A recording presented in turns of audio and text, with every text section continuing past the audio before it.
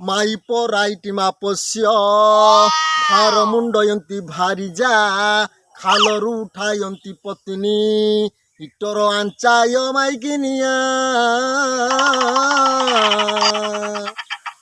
ଏକାଦଶୀ ଦିନ କବି ନିଦ ମଳମଳ ହୋଇ ସିଜରୁ ଉଠି ମୁହଁରେ ପାଣି ହାତ ନ ମାରି ଝାଡ଼ା ଝପଟ ନ ଯାଇ ଶୋଇବା ସେଜରେ ଟିକେ ନାଲି ଚାହା ପିଇ ନିଜ କଲମକୁ ଛାଟି ଛାଟି ଲେଖିଲେ।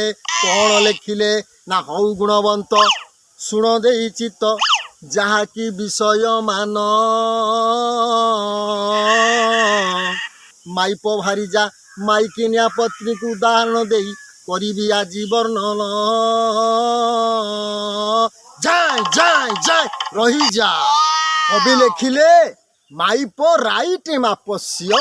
ଯେଉଁ ମାଇପର ରାଇଟି ମାପ ଥବ ସଂସାରରେ ଘର କରିଥବ ସଂସାର କରିଥବ ସ୍ୱାମୀ 4 ଦିନର ସଉଦାକୁ ଯେ 5 ଦିନ ନେଉଥବ।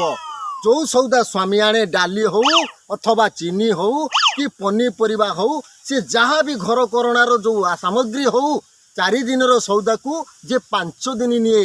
ଟିକେ ଟିକେ କରି ଡାଲି ଗୋଟେ ଡବାରେ ସଞ୍ଚିତ କରି ରଖେ, ଚିନି ଟିକେ ଟିକେ କରି ରଖେ, ତରକାରୀ ସକାଳ ତରକାରୀକୁ ସନ୍ଧ୍ୟା ପର୍ଯ୍ୟନ୍ତ ଯିଏ ନେଇପାରେ, ଯିଏ ନିଜେ ନ ଖାଇ ଅନ୍ୟମାନଙ୍କୁ ଖାଇବାକୁ ଦିଏ, ନିଜେ ପଛକ ପିଆଜ ଆଉ ଲଙ୍କା ଚକଟିକି ଶେଷକୁ ଖାଇବ, ସିଏ ସମସ୍ତଙ୍କୁ ସମାନ ଭାବରେ ପରିବେଷଣ କଲାବେଳେ ସ୍ୱାମୀକି ଆଉ ଡବଲ ମାଛ କେଉଁଠି ଲୁଚେଇକି ନ ଦେବା କି ନିଜେ ଏକୁଟିଆ ନ ଖାଇଦେବା, ସମସ୍ତଙ୍କୁ ସମଭାବରେ ଯିଏ ପରିବେଷଣ କରେ, ଯାହାର ମାପକାଠି ଠିକ୍, ସେ ହେଉଛି କବି କହିଲେ ରାଇଟି ମାପସ୍ୟ ମାଇପ।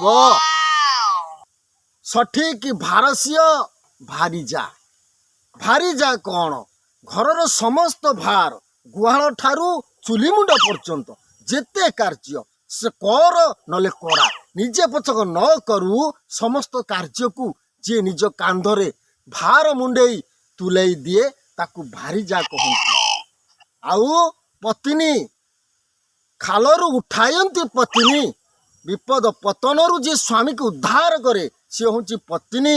ପାଖରେ ବସିଯିବ, କେଉଁଠୁ କରଜ କରିଛ, କେଉଁଠୁ ଧାର କରିଛ, କେମିତି ସୁଜା ହେବ ନ ଦେଇପାରୁ କଥା ପଦେ ତ କହିବ।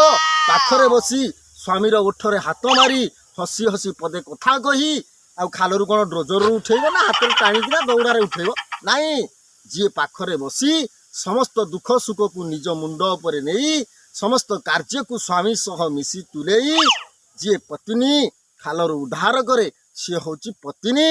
ଯିଏ ସ୍ୱାମୀର ପତନରୁ ଉଦ୍ଧାର କରେ ସିଏ ହେଉଛି ପତ୍ନୀ। ଆଉ ଶେଷରେ କବି ଲେଖିଲେ ହିଟର ଆଞ୍ଚାୟ ମାଇକିନିଆ। ହିଟର ଯେମିତି ଗରମ, ଆଞ୍ଚ ଯେମିତି ଗରମ, ମାଇକିନିଆ ଶବ୍ଦ ଗୋଟାଏ ସେମିତି ଗରମ ଶବ୍ଦ। ମାଇକି ଭଳିଆ ରଡ଼ି ଛାଡ଼ିବ, ନିଆଁ ଭଳିଆ ସଂସାରକୁ ଜାଳିଦେବ। ସ୍ୱାମୀ ଯଦି ପଦେ କହିଛି ଜିରାରୁ ଶିରା କାଢ଼ିଲା ଭଳିଆ, କ'ଣ ତୁ ବାଡ଼ି ପୋଷା ମୋତେ କହିଲୁ, କାହିଁକି କହିଲୁ, ଆଜି ତୋର ମୋର କଥା ନ୍ୟାୟ ପର୍ଯ୍ୟନ୍ତ ଯିବ। ସେ ହେଉଛି ମାଇକି ଭଳିଆ ରଡ଼ି ଛାଡ଼ିବ, ଚାରିଆଡ଼ ଲୋକ ଜାଣିବେ ଆଙ୍କ ଘରେ କଳି ହେଉଛି ବୋଲି। ତାକୁ କହନ୍ତି ମାଇକି।